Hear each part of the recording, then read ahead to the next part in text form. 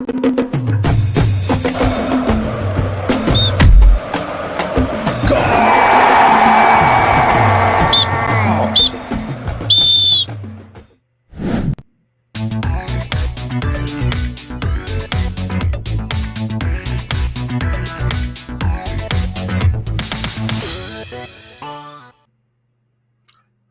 welcome back, to More Sports. This is a special broadcast edition, and we will be exploring the African Champions League between Mamelodi Sundowns and Pyramids FC of Cairo. Sundowns are from South Africa. And before I get into that, I was here yesterday and we discussed, certain things about the European leagues. And I promised you today that I was going to share the works of my colleague, um, Kenny, who has been, writing quite an epistle on Mamelodi Sundowns of South Africa and the structure that is behind, the rise of that, of that club, and probably one or two things that other clubs, can learn, or to give you some kind of learns into how African clubs are shaped.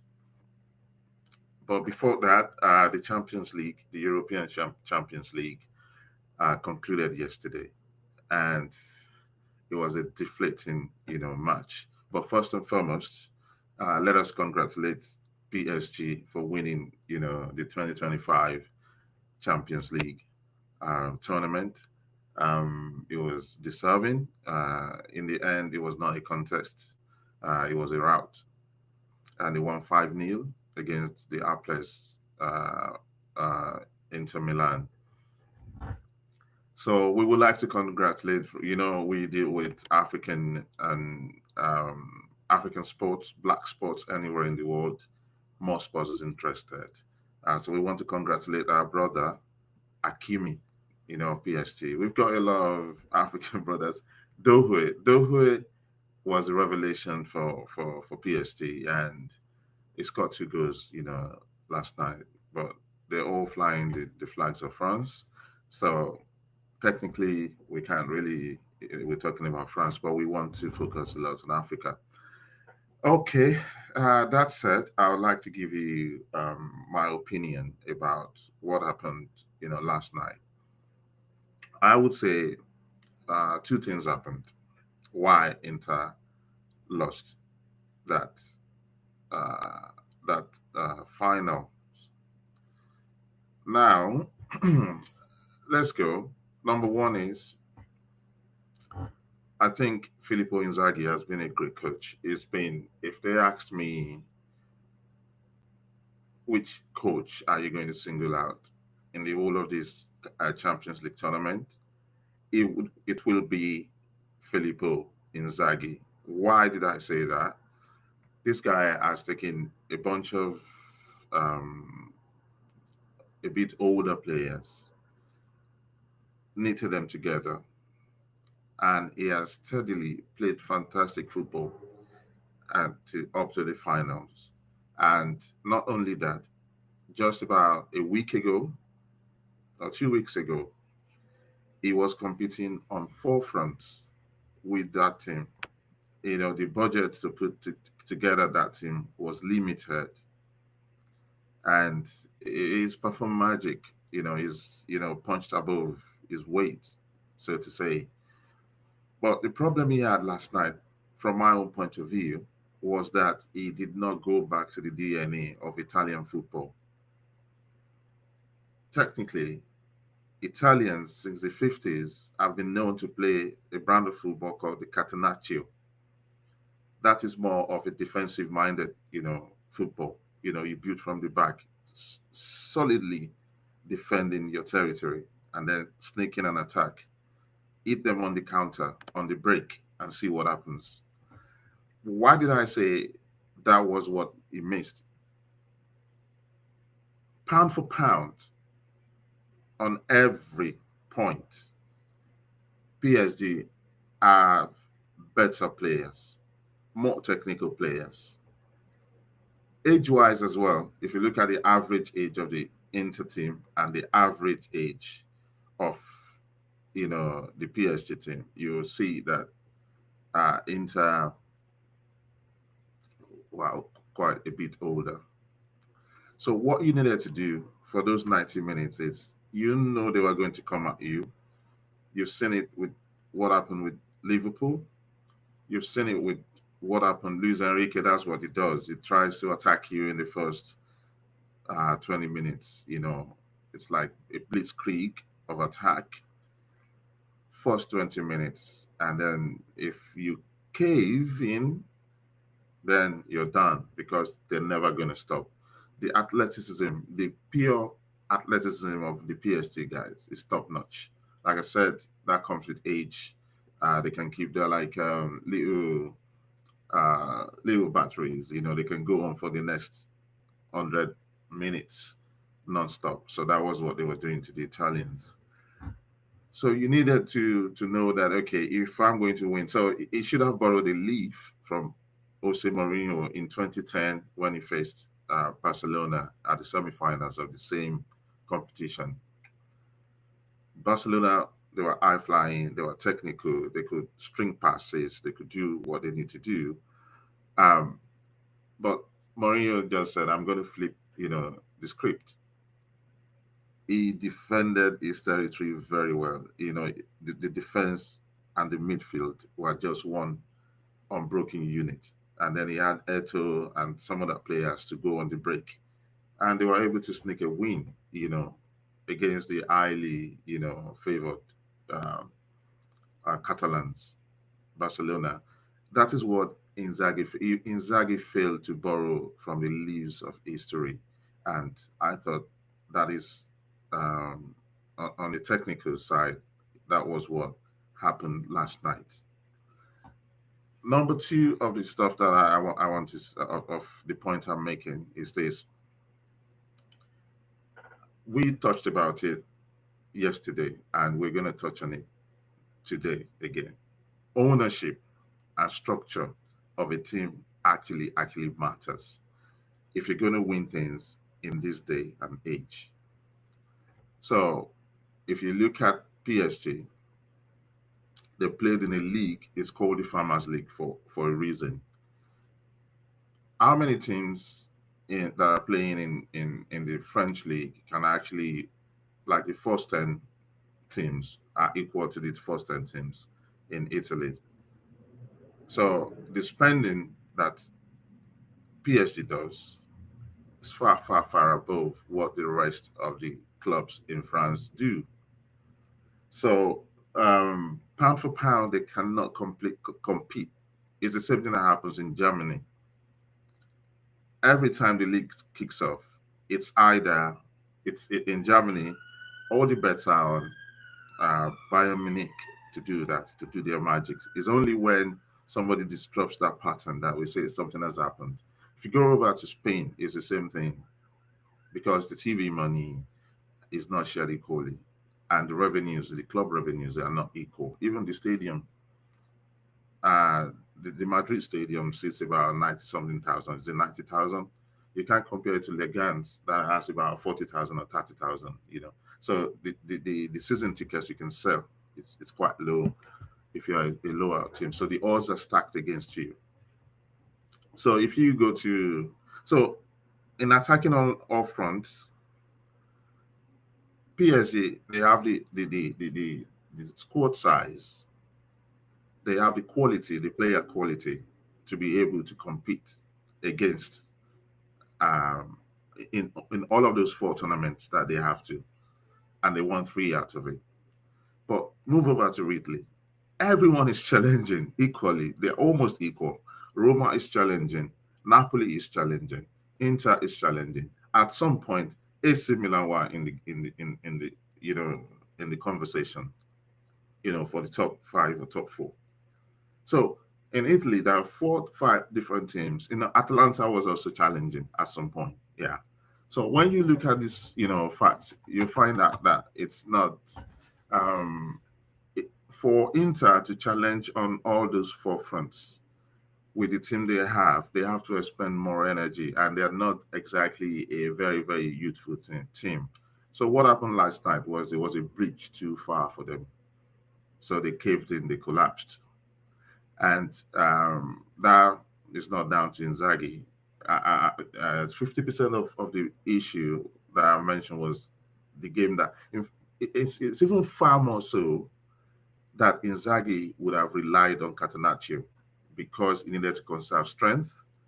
He knew that his team lacks motivation from losing the Scudetto in the way they lost to Napoli. It's deflating. So when you play in that final, just after that, you need to conserve your energy. You need to make sure that you play it safe. Yeah, even if you're going to get beaten, it's probably just one goal instead of a rout, 5 goals. That is not the Inter that we saw in all of these other tournaments or in all the stages, of the Champions League. So when you look at the structure, the spend behind each team, you already know who is going to win, and that's how modern football is. So that short summary of what happened last night uh, will lead us into today's discussion. The African Champions League, CAF Champions League. That is the biggest football tournament, football show in the whole of Africa. And to tell you what, there's going to be a new winner because the defending champions have been dethroned. So between Mamelodi Sundowns, who won it in 2016, and I've been trying to win it ever since again, and Pyramids FC that are just newbies, newcomers into the game. Whoever wins it today is going to go home with 84 million rands, and that translates to about $4.6 million or 3.5 million pounds. You might look at it as, over in Europe, whoever wins the Champions League goes home with around 50 million, 60 million pounds. But this is Africa. Do you get it's quite a big deal. If a club in Africa gets about $4 million a year, they can produce talent and they can play football and they can pay their players and do quite a lot of things. So we go for a break, and then when we come back, we will, delve into the CAF African Champions League, and you'll be surprised. I'll be sharing with you the insights into the article that's going to drop on our pages, and then you're going to love it. So stay with me. Don't go away.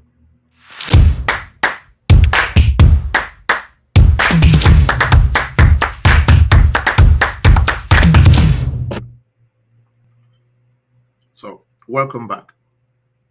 So before I go to Mamelodi Sundowns is what I really want to discuss, but we need to discuss the opponent as well. So the match is in roughly an hour's time. So I hope you're going to watch it. So who are Mamelodi Sundowns playing? It's called Pyramids FC. They are relatively new to the Egyptian leagues. We know about the African powers. It's like Zamalek, like Al Ahly, teams like that, from Egypt. They've won quite a lot of cups in Egypt. So they're household names. So, but funnily, something is happening down in Egypt as well. It's producing new stuff. And it's all down to money, investment. So today, Pyramids FC is based in Cairo, in Egypt. But they are not always, from Cairo in Egypt. They were founded in 2008 in a place called Al Asyuti. They are known as Al Asyuti Sport, and they were based in a place called Beni Suef, in a city in south of Cairo. So they gained promotion into the Egyptian Premier League in 2014-15. They got relegated again, and then they came back. And in 2018, that was when they have this major transformation, right? They got bought by a Saudi billionaire, Turkey Al Sheikh. I'm sorry for the way I'm pronouncing the names, but forgive me, I'm going to get used to it. Turkey Al Sheikh. a Saudi sports official. He rebranded, you know, that club that is called Al Asirti Sport, rebranded it as Pyramids FC, and relocated it to the Art of Cairo. And then, of course, that is Saudi money. He invested heavily, in the squad. He was ambitious. He wanted to win things. He wanted to challenge the established order, the Zamaleks of this world, the Al Ahly of this world. He wanted to make sure that he stamped, his authority on the Egyptian league. Um, yeah, he's not been able to do that, quite. But they've been to a few finals. Um, they went to the finals of Confederation Cup final in 2020, but they lost to Morocco's RS Berkane. In 2019, Turkey Al Sheikh, the owner, sold the club on to Salem Al Shamsi. Um, Salem Al Sheikh is an Emirati, also a billionaire. So um, they are the ones that are behind, the rise of Pyramids FC. So if Pyramids FC wins today's um, finals final, that will be creating history. And you never know, it might be that they have come into their own to challenge the traditional powerhouses of Egyptian football, namely Al Ahly and Zamalek of Egypt. What they don't have right now is they don't have that vociferous, traditional, large fan base that both Al Ahly and Zamalek do. They have traditions, like uh, 60, 40, 50 years of traditions behind them. So if you're new, it's like you're new money, and you're trying to, come among established powerhouses. So it's not going to be easy. But with money, you could do quite a lot. So they're paying their players. We know that the African clubs, especially in Tunisia, in Egypt, in Morocco, they do pay their players, decent amount of money in relation to relative to the cost of living and standards of payments in Africa. And that has not been the case uh, about uh, Western Africa, Eastern Africa, and South Africa. So that is a quick, one on Pyramids FC that is playing in the final today.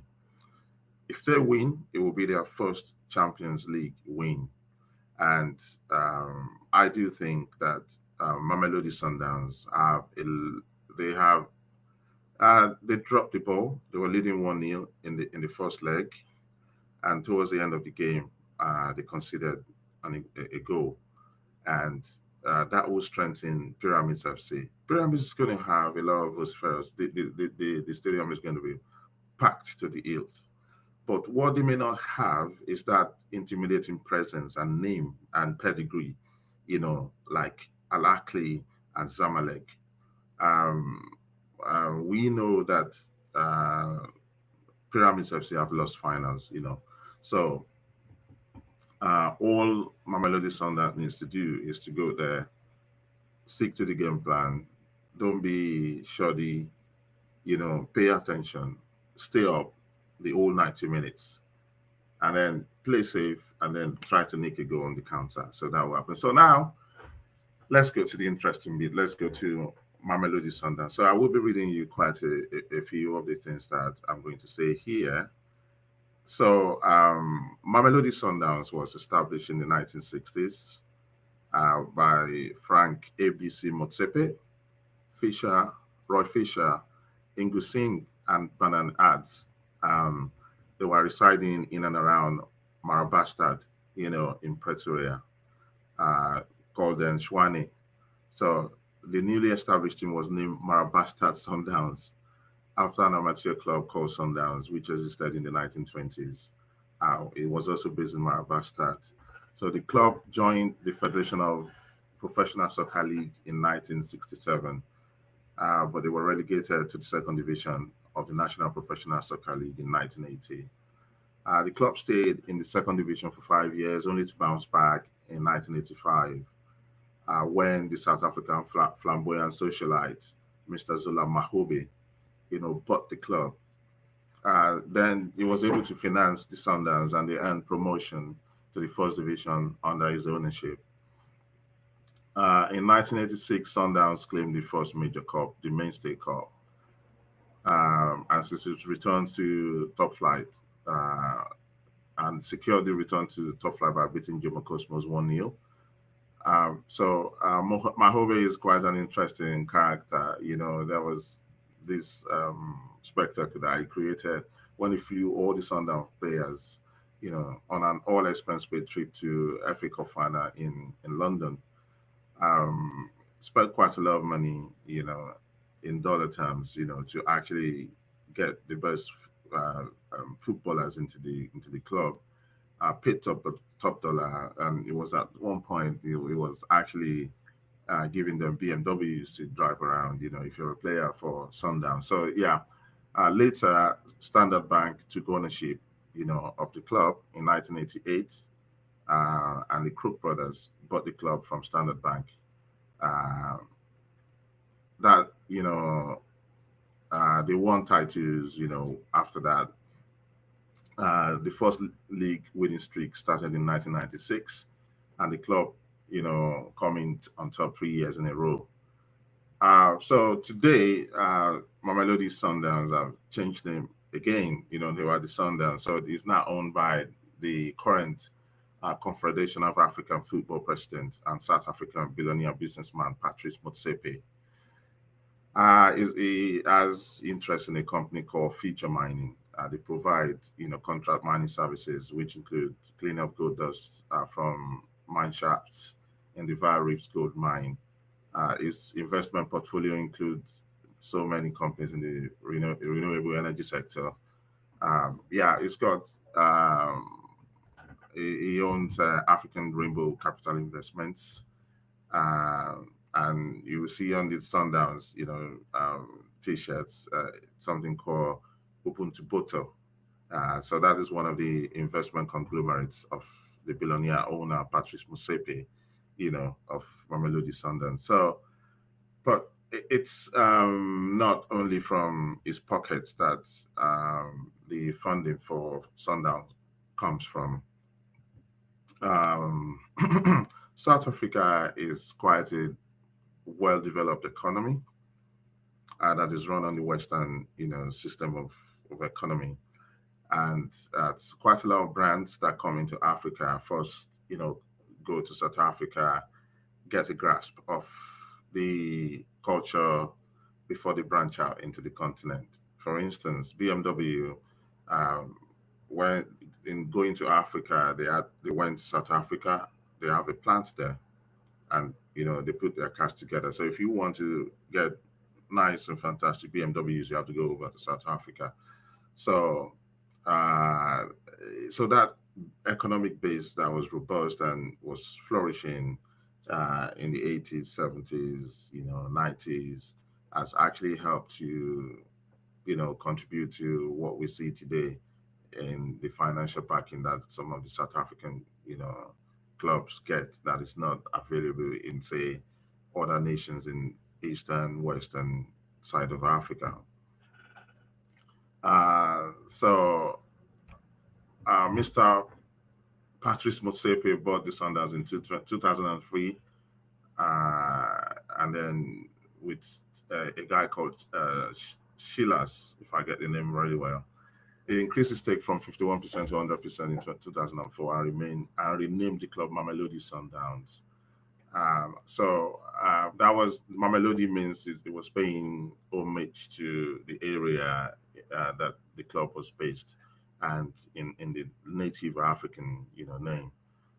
So Mamelodi's reign is of, as you imagine, bringing all this business now into the club.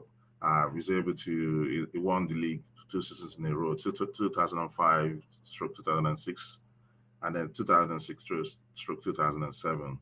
and they claimed the league title again in 2013-14 under the local coach Pitso Motsimani. And then in 2016, he led them to the Champions League victory, CAF Champions League victory, and that they defeated TP Mazembe of Democratic. No, they won that, and then sequel to that, they won the CAF Super Cup by defeating TP Mazembe of Democratic Republic of Congo in Pretoria. So this is largely the story of Mamelodi Sundown. But how did they get their financial structure? Where does their financial structure comes from? Right? We know that the owner is a billionaire owner, just like we have the Saudis and the Emiratis owning our Pyramid FC. But like I said, in South Africa, the whole brands and commercial economy is vast and massive, and it holds quite a lot of money. The capitalization in that economy is massive. So the massive corporate support has been key, the key secret to behind South Africa's Premier League soccer's profitability concept since 1996. So you have companies like, so let's read the names of these companies. Each sponsorship deals with companies like Casulaga, Absa Bank. Casulaga is the biggest brewing business in the whole of Africa. They own several brands across nations, across nations in West Africa and in East Africa as well, and across the world. Yeah, they're quite that big. So they sponsored, that league from 1996 to 2007. And then you have Absa Bank, one of the largest. At some point when I was working in the branding sector in Nigeria, Absa Bank capitalization was actually more than all the Nigerian banks put together at some point. I think this was in the early 2000s. Yeah, you can begin to imagine how big, this, brands are. So Absa Bank, Stream Road, Bank Road, that league from 2007 till 2020. And then the TV giants of Africa, DSTV, from 2020 to 24, and then Betway. Betway is a massive, massive, massive gambling. Imagine if you lived in the UK, Bet235. It's a massive, betting. So yeah, if you understand what Bet325 is, how big they are in the UK, that's exactly how Betway is big in South Africa and across Africa as well. They expand across Africa. So you also have the telcos, like MTN, Carlin Black Label, Nedbank, and Telkom. Telkom is one of the biggest, telco brands as well in South Africa. So you can begin to understand some of how big these things are. They're quite big. At the dawn of democracy in Nigeria, when they wanted to get into Nigeria, so as Vodacom, I worked on the brand, helped to launch it into the marketplace. So I'm talking about big money here and big, branding and commercial opportunities, So there are big stakeholders in this league because that's how you can reach, the whole of the 27 to 30 million South Africans. You can generate huge amounts, and if you want to reach to Africa as well, because the DSTV, kind of like, broadcast across the whole of sub-Saharan Africa. In fact, Nigeria is 270 million people, and there's no other TV station that the elite and the middle class watch more than DSTV. So you could say roughly like 100 million 70 million people are hooked onto their channel right in Nigeria. So we're talking huge numbers here. So like uh for instance, DSTV Premiership is one of the wealthiest leagues in Africa in terms of sponsorship revenue, with an estimated 5-year value of $33 million. So we may not be talking the kind of figures that we talk in the Premier League, or like in the Spanish League or the German Bundesliga, but eh, eh, this is quite big. Yeah, you could say the South America, some of South American countries' leagues are actually really big. Like the Brazilian league is heavily capitalized as well. Um, but to some extent, this is quite big as well. Not all South African. Like if you go to Peru, for instance, they're not able to match this level of funding that is in South African, league. So Betway, for instance, a gambling firm, just took over from MultiChoice on DSTV as the league's main sponsor for the 2004-25 season, even with a bigger deal, despite the fact that the DSTV's 5 seasons packed still had a year left to run. This new Betway Premiership 3-year deal is worth $48.7 million, according to the league's chairman, Ivan Kosa. And this revenue is just a little fraction of the league's TV revenues. So let's go and see what the TV revenues are. So, as before I continue, this is not dropped yet, right? It is a scoop. I'm sharing it with you guys, but it's going to drop on our platforms very soon. Um, uh, they've put in finishing touches to it, but I have the honor of sharing it with you guys. So please like our pages on Facebook, like our pages on um, YouTube, and go to our website, mosports.co.uk. We are bringing you African, and Black sports content, and it will be unmatchable. If there's anyone that's trying to match us, we can give you direct promise that we will not be matched.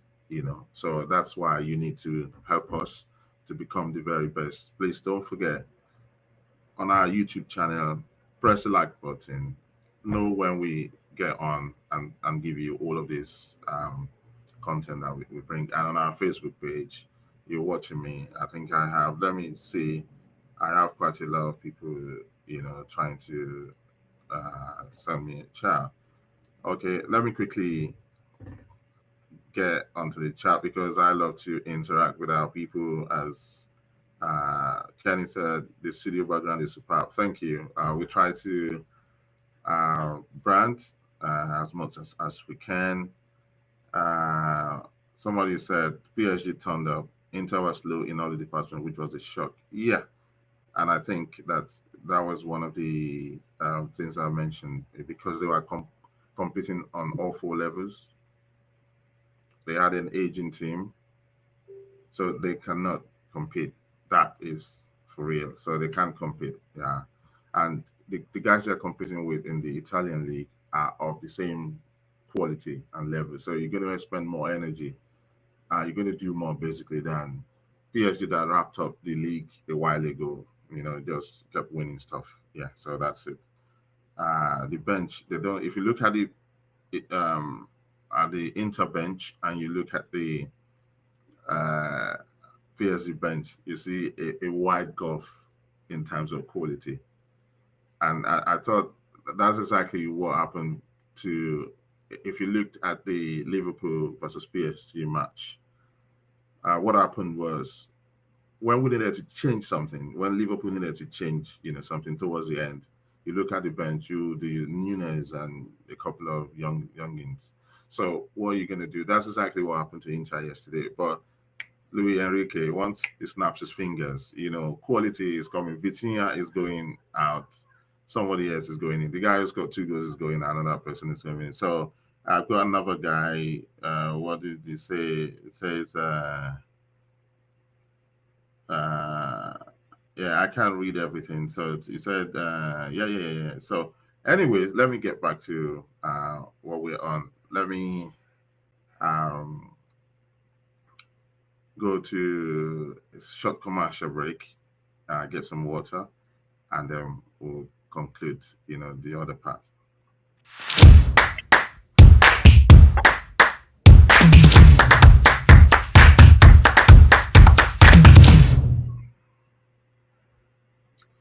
So you're welcome back. So we're still on the CAF Champion League special. I've seen all the stuff that you're sending me in the chat. Please, can you make it about?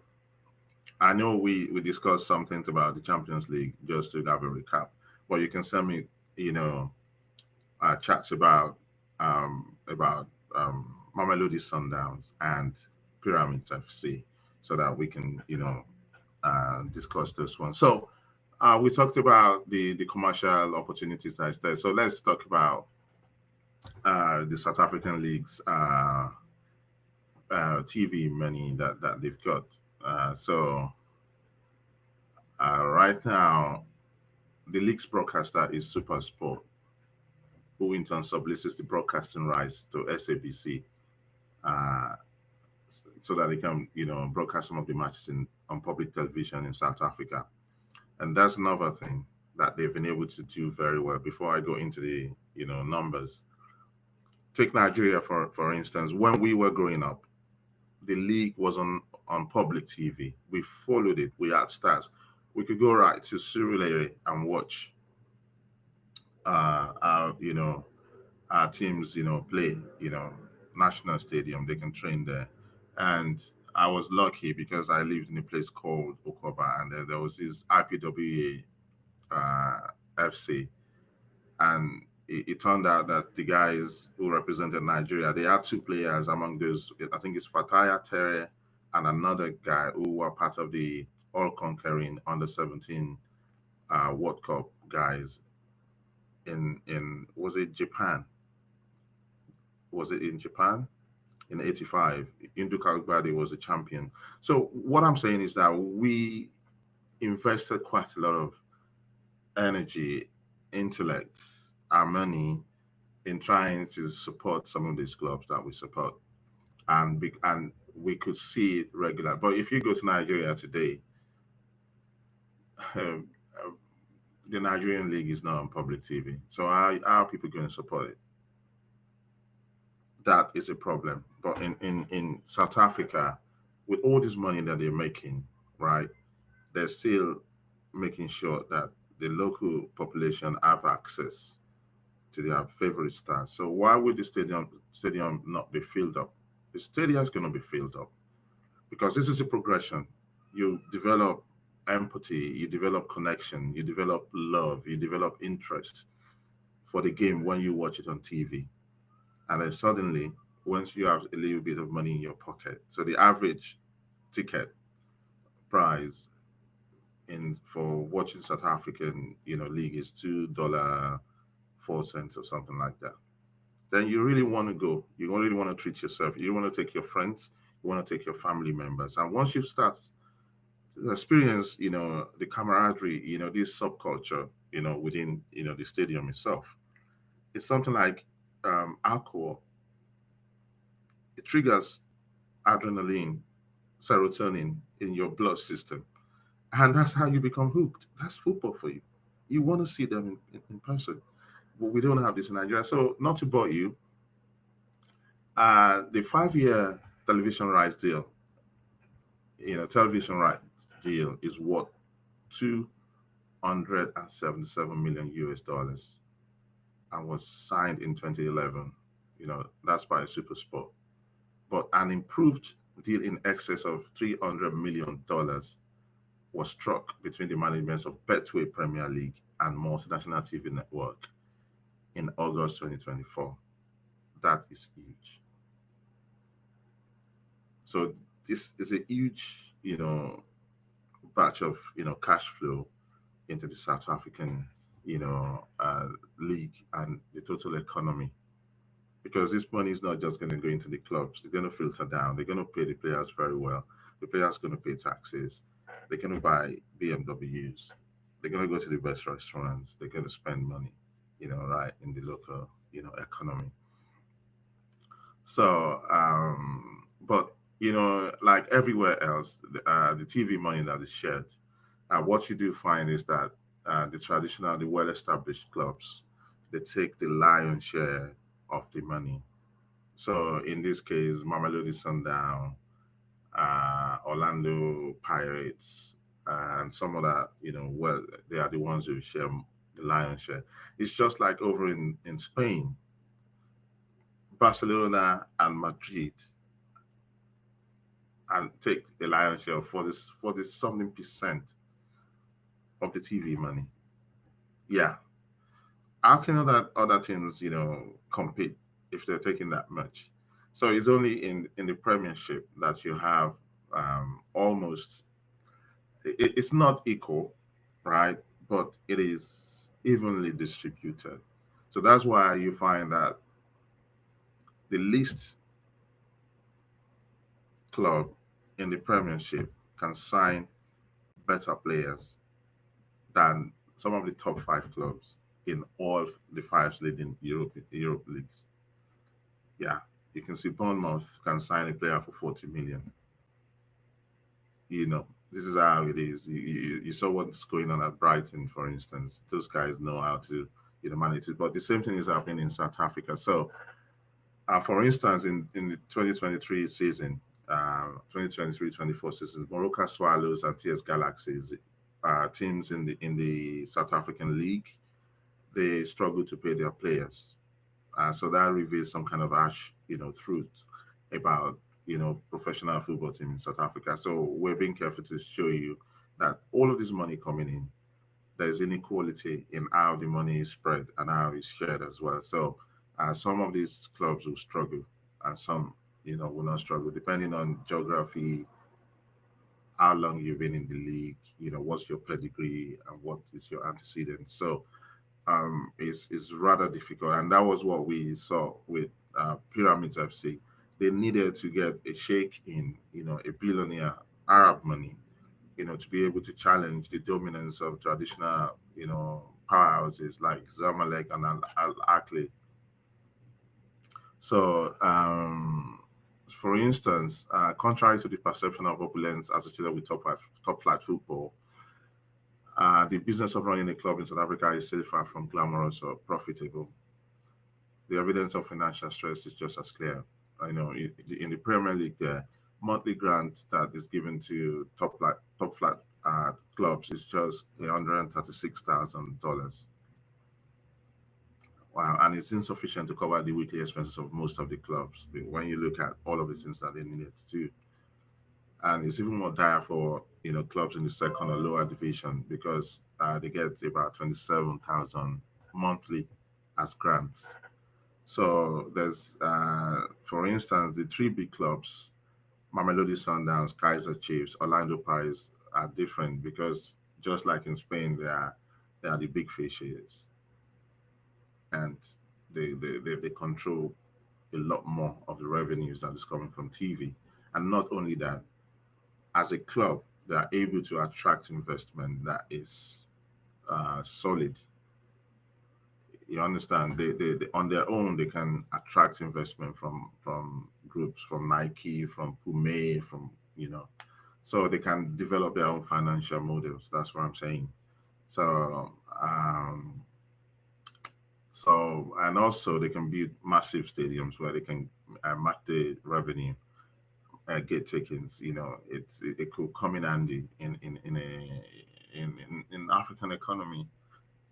We know, yeah, match day takings is not really something that clubs in the Premiership depend on, but in um, economically challenged, leagues, it is key. It is key to survival. So if you got like FMB stadiums, PSL supporters are among the most devoted and fervent on the continent. Clubs such as Kaiser Chiefs, Orlando Pirates, Mamelodi Sundowns, and Cape Town City draw large crowds, and some derbies can draw over 90,000 fans, into just a single stadium. So imagine that at just $3 each, that's quite a lot of money. It's going to probably take care of um, a week's worth of outgoings. So this is what it means.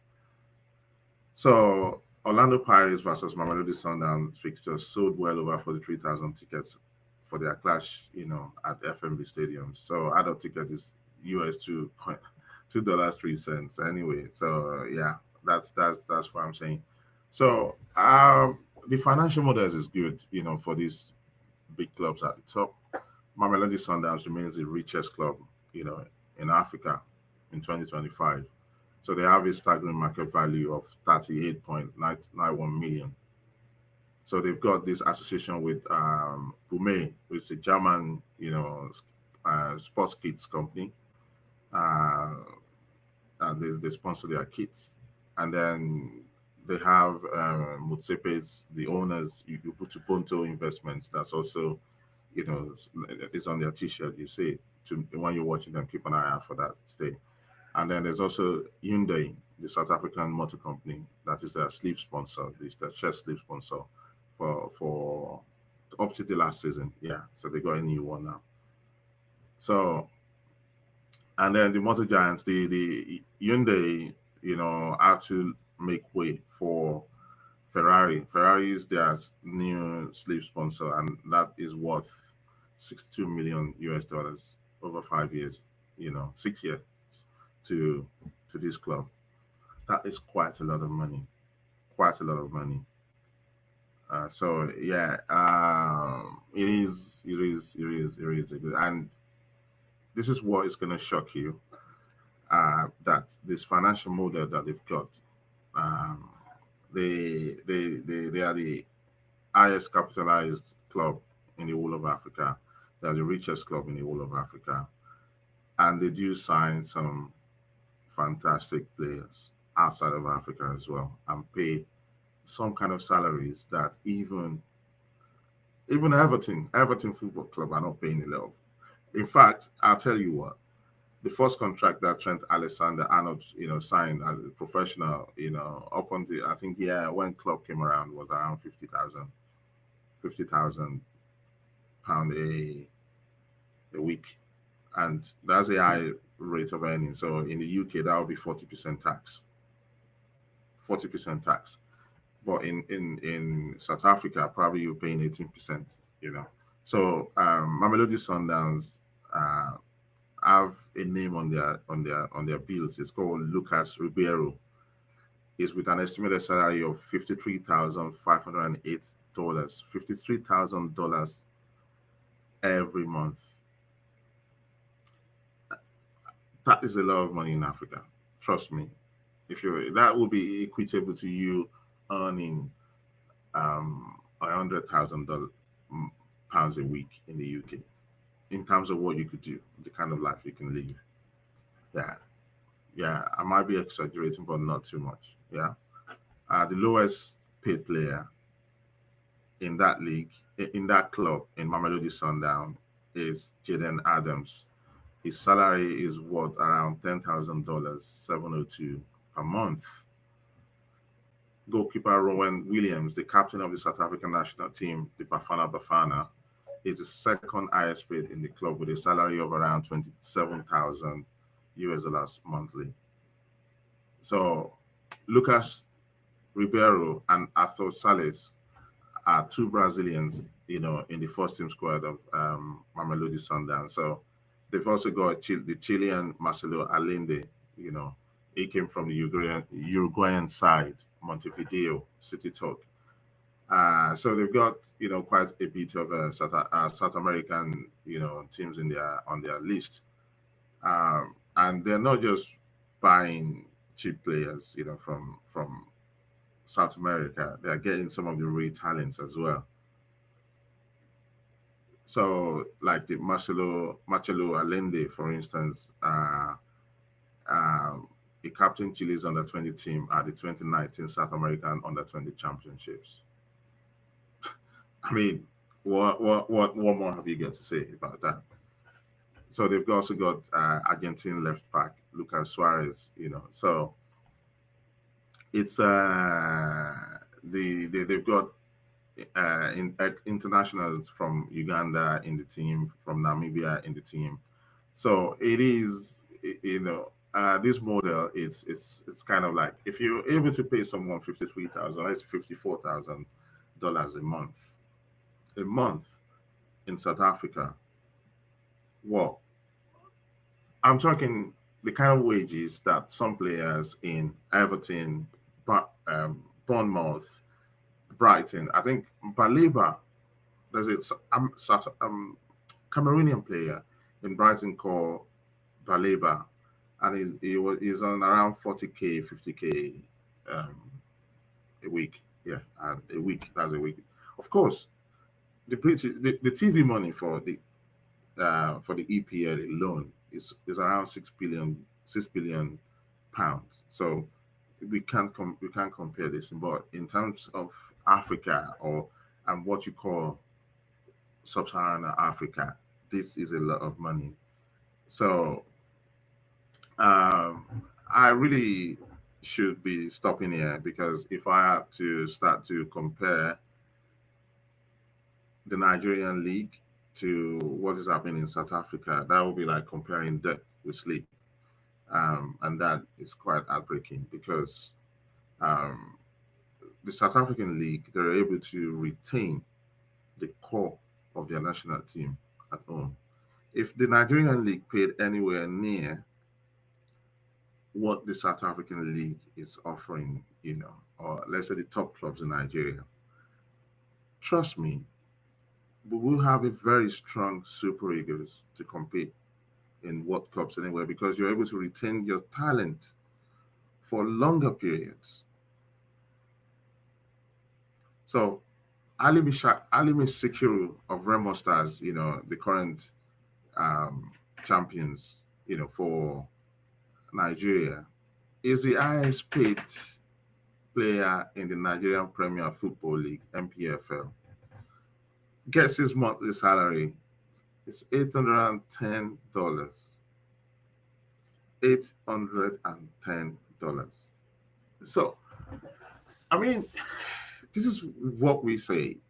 If you go and say, which countries are Africa's best economies? You're going to pick South Africa, you're going to pick Nigeria, and then probably Egypt, Tunisia, and all of that. How come that it's it doesn't happen? The critical sectors that could boost the economy is sports. It's sports. Africans love sports. In the 80s, in the 90s, all of the national stadium, it gets filled up, and you see armies of people waiting outside. In fact, tomorrow, if you go to any major city in Nigeria, there are people that are making money, their livelihoods from broadcasting European leagues and African, Champions League. This evening, there will be no less than 3 to 5 million people in Lagos out on the streets going to, they call it watch centers or what viewing centers to watch these games. And they pay to get in. Some of them are paying probably 50 cents to get in. Yeah. Why can't we make things happen so they can actually go to the stadium and watch their stars? Why? $810 a month. Yeah, that will probably work out a million point something naira, which is kind of decent. But, jeez. So this is why, at the earliest opportunity, every Nigerian star and talent wants to leave. So if you go to they go anywhere and everywhere. If you go to the Thai league, you find Nigerian players. If you go to, there was one I watched, I think it's Vietnamese league. They're there. What are we saying? Just because they get a little bit more to play there. They could have had a different trajectory. They could have made the Nigerian league, stronger. They could have gone to play Champions League. When last is the Nigerian, team actually compete?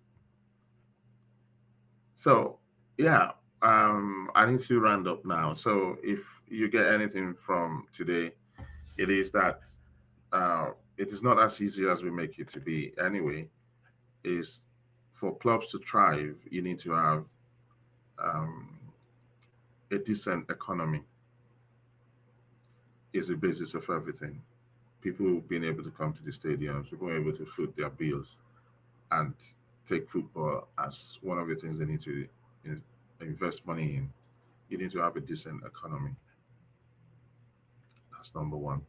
You need to have a good infrastructural base because if you go to Egypt, if you go to South Africa, you have decent infrastructural base for things to happen. Like if you go to the streets of Lagos, everywhere is built up. Everywhere is built up. Where do these kids play? We knew that a lot of our players that we know now, that are icons, JJ Okocha, Nwankwo Kanu, they all started playing games on the streets. We used to have stadiums, little mini stadiums, dotted across Lagos. They're all built up now with some ugly house. If you don't have that base, you cannot compete. And you need to make sure that your economy, not people are not just coming into the economy and like eh, um, GT Bank, I do bank with them. They declared a trillion naira profits just last year. A trillion naira. You ask me, a trillion naira will be in the region of $900 million or pounds. Ask me if they spend just 5 million. They send me a lot of communication is about some of these gastro experience. They talk about all type of fashion and somewhere where they could just take $5,000 and say, "Oh, we're doing so much for the local economy." So we have to have governments that's able to say, if you sponsor this type of sports, you'll be able to offset it against your taxes, that sort of thing. So that needs to come back because we're not going to get if the lowest paid player, Jaden Adams in Mamelodi Sundown, is getting $10,000 every month. It's actually 10,702. That's $10,000 every month. How come that the average player in Nigeria does not get $3,000 a month? How come they don't get $4,000, $5,000 a month? And this is supposed to be the Africa's third biggest economy, right? So, enough of that. I hope we've been able to give you some kind of insight into the two teams that are playing today and the structures behind them and the funding, systems that they've built up and the commercial, interests. Um, yeah, that is where we are today. The match is probably starting in 2 minutes or 3 minutes, so make sure that you watch it. May the best team win, but of course, I'm going to support my Melody Sundowns. Ubuntu Boto. Ubuntu Boto. Yeah, so I do hope that they're able to get that second, Champions League that they're looking for. They've invested quite, a lot of money, and they've got some solid, structures behind, the team. And please don't forget the article that I'm sharing with you will drop on our platforms in the week we're getting into. Subscribe so that you're able to get notifications when they do on YouTube, on our Facebook, on our Twitter pages, and on our website. So that's it from me today. So join me next weekend when we also come back for football banter with Jesse. Ciao.